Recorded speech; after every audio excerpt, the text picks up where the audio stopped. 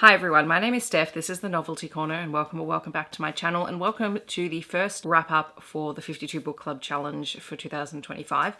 So I'm going to wrap things up whenever I have read between 8 to 10 titles. In this case, in January, I've so far managed to check off 10 challenges, some without even meaning to, and I just accidentally did it. So I have my trusty 52 Book Club Challenge journal. I'm also going to show you how I'm completing that in this video, hopefully if I get a chance to film it. And we're going to talk about the books and the prompts that I have managed to complete so far. So one thing that I am doing is highlighting when I've completed the challenges at the front of the book. And so far in 2025, I have completed the first book prompt, which was to read a book with a pun in the title. And for this one, I read New Year's Faye by Evie Mitchell, which is a novella-length contemporary romance that takes place over New Year's. Hence the pun in the title. It's about Faye, who is the PR manager for a rock band, and she wakes up one morning next to one of the band members who's been a childhood friend of hers for the longest time, and they're married. And she doesn't remember how that has come about until they start discussing it, and she freaks out. It gets leaked to the media, who all think it's part of the publicity for the upcoming tour for the band. But as it turns out, Sam has been in love with Faye for the longest time, and he couldn't be happier, and he's determined to convince her that their marriage is a good thing, they should keep it up, and he is going to win her over. It was a really fun,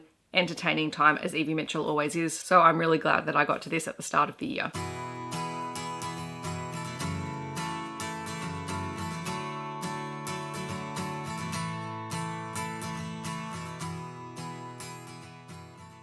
Then I read a book for prompt 2, which was a character with red hair. And for this I read Davo by N.R. Walker. Again, this is a novella-length contemporary romance story. This time it's queer. And it also has the distinction of being the first 5-star read for the year. This one is about Fergus, who is kind of an anthropologist, and he's been sent to a remote mining town, one of the remotest mining towns in Western Australia. And he is there to study how people have adapted to living in such extreme conditions where they are very, very far away from the rest of civilization. And the first thing he realizes when he gets there, he's in Western Australia, it is stinking hot. There is no relief from the heat, and he is not sure how to cope about that. He is an East Coast city boy through and through. But when he gets there, he gets to meet all of the people who live in the town. There are people who are permanent residents as well as FIFOs, fly-in, fly-out residents. And he also meets Davo, who is the manager at the local mine. And the first time that he meets Davo, Davo walks into the mess hall. He's dressed like a miner, except for the fact that he is wearing a skirt. And Fergus is immediately intrigued, and so is Davo. They're both intrigued by each other. They end up getting to know each other. They find out that both of them are queer and that Davo enjoys wearing skirts. It's just his thing, and everyone in the town has come to accept that about him. There's no questions asked about it. And there are some really beautiful scenes, and N.R. Walker writes Australia's character really well, and so that is a really big part of the story. So Western Australia and the really dry, hot conditions, but also the beauty of the natural landscape play a big part in how Fergus comes to see this part of the country through Davo's eyes. And there's some fun little things in there about the big bad mining corporations and sort of how they treat their workers and how the community bands together to help each other out. There's also a swearing cockatoo, and that is absolutely hilarious. So this one is a really fun short read, and this is one of my favorite N.R. Walker books.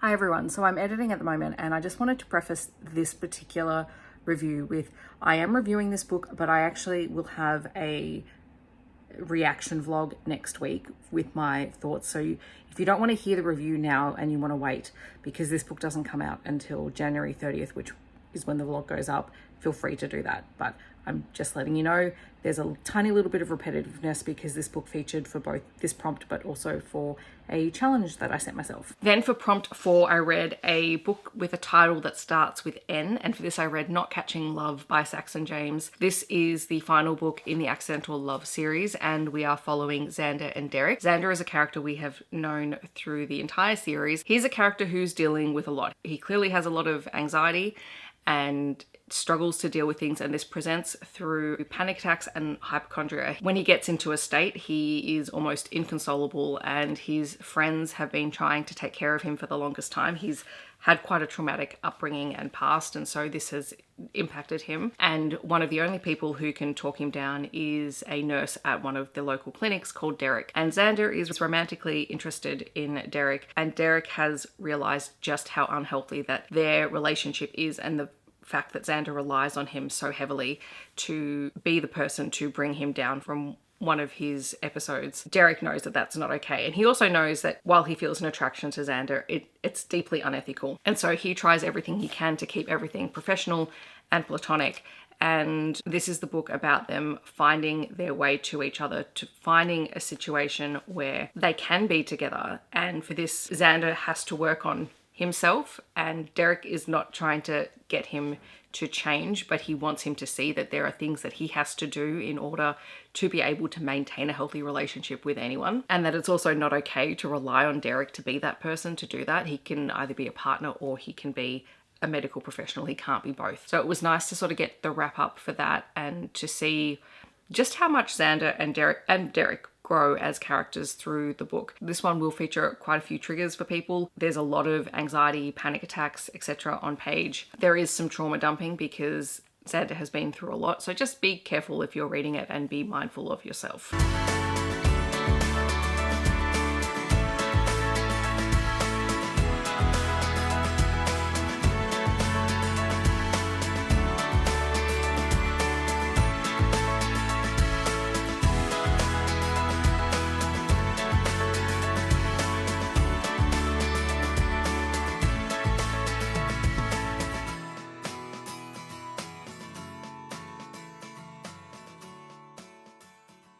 I also read a book for prompt 12, which was to read a book that has a moon on the cover, and for this I read True Colours by Thea Harrison. This is a paranormal romance novella that is set in the Elder Races universe. I've talked about this one already in my Buzzwordathon vlog. It's about Alice and Gideon. Both of them are shifters, and Gideon has just transferred from sort of a military branch into the police branch, and he is investigating the murder of a chameleon shifter. And he finds himself becoming deeply protective of Alice because he realizes that she is a rare breed of shifter and that someone is targeting her community. As the two begin to investigate what is going on, they discover feelings for each other, but they also figure out who is responsible for the killings. It's a really short story. It's a fated mate story, and it was just a fun time to revisit this series because I have not been back in it for a while.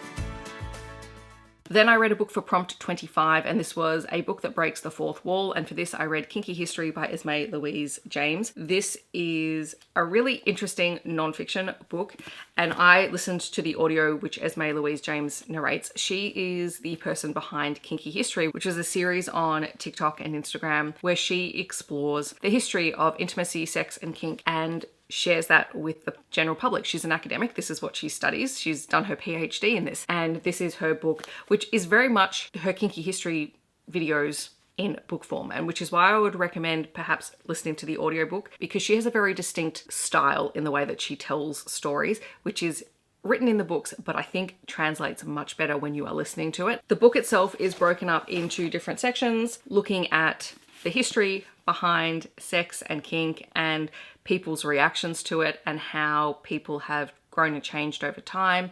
We are looking at historical figures, stories from the past. We are looking at pleasure. It looks at queerness, and I found it really interesting. Honestly, I thought it was a really interesting book to explore because I've always enjoyed her series. Esme is very passionate about this topic, and that always comes across in anything that she does related to it. So it was really good to dive into her book.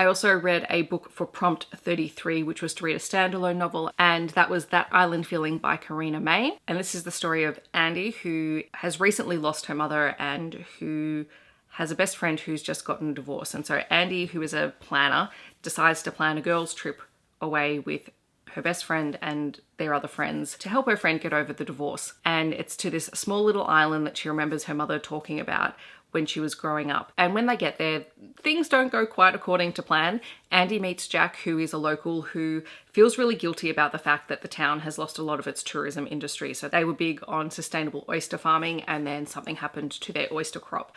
And so they've lost a lot of tourism because their oysters are no longer certified. But as Andy and Jack spend a lot more time together, they begin to help each other to heal from a few things that they don't really talk about with anyone else. And because Andy is so focused on her grief, but also on helping her friend move on, she misses a few things with her friendship group. So as an adult, she's having to deal with friendship issues, which is always an interesting thing to do because it doesn't get easier just because you're an adult. I would have liked less of the miscommunication stuff that happened in the third act in this one, but it was a really fun read by an Australian author. So if you're looking for a contemporary romance, this one was a really fun one.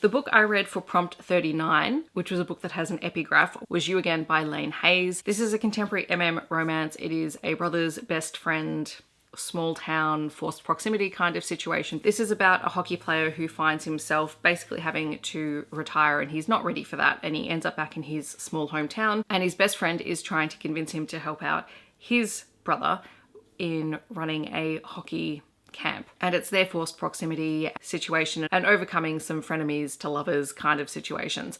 I'll be honest, this book was not my favorite book that I've read this month. It was probably one of the lowest rated books, but I did read it and it counted for this prompt.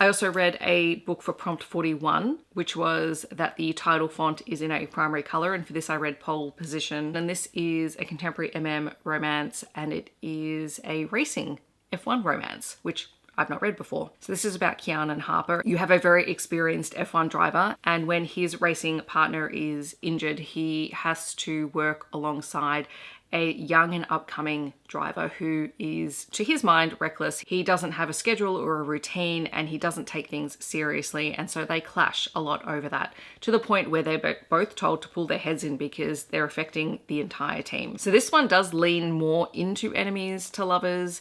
I wouldn't call them necessarily enemies, but it's probably the closest, most apt description of it. It's very much a grumpy sunshine forced proximity situation. They're on the circuit, they can't get away from one another.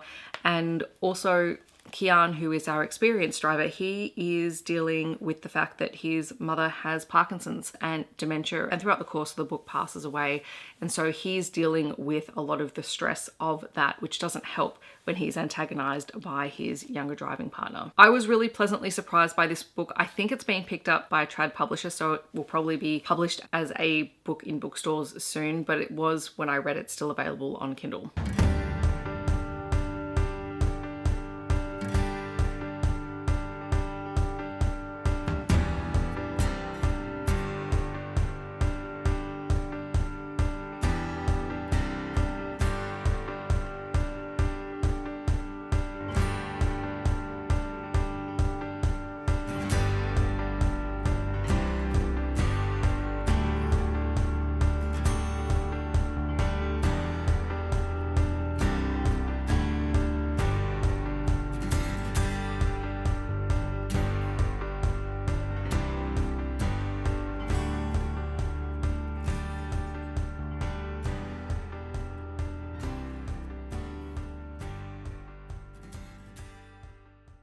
All right, and then the last book that I'm going to talk about in this video is Unlimited Futures, edited by Rafif Ismail and Ellen Van Nerven. This is a collection of speculative, visionary black and black fiction published in Australia. I also read this one for the Buzzwordathon, Readathon, and I have a vlog where I talk more about it, but this is a collection of speculative fiction by Australian, Indigenous and Afro-Black authors. There are plenty of debut authors in here. There is also a story in here that was originally written in 1945 and has never been published before. And the whole thing is just a really wonderful collection of work by some really talented authors who may or may not have had the opportunity to be published before, looking at speculative versions of our future and what that could look like. You have everything from speculative fiction set on Earth and into the near future, but also speculative fiction set on Mars and what it could look like if there are communities built up over there. Some of the stories I have read previously and have really enjoyed in other collections, but to read them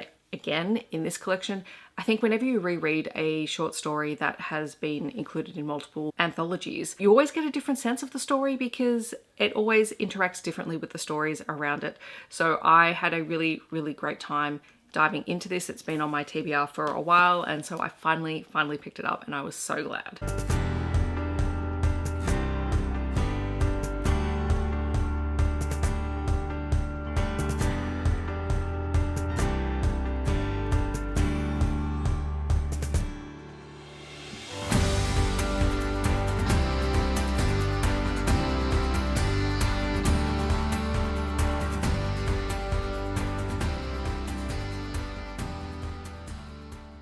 In the description below, I will leave all of these books as well as the link to the 52 Book Club website. Hopefully you enjoy this kind of wrap-up style. It's something that I'm going to hopefully keep up through the year. As I said, every time I read somewhere between 8 to 10 books or whatever I have read that month, just so that you get a sense of how I'm moving through the challenge. In the comments, I would love to know if you're participating in the challenge and have you read any books to meet the challenge so far. Feel free to let me know which challenges you have achieved and which books you read for them. Otherwise, feel free to leave me a book stack emoji to let me know that you're here. I hope that wherever you're in the world, you're staying safe and healthy, and I will see you in my next video.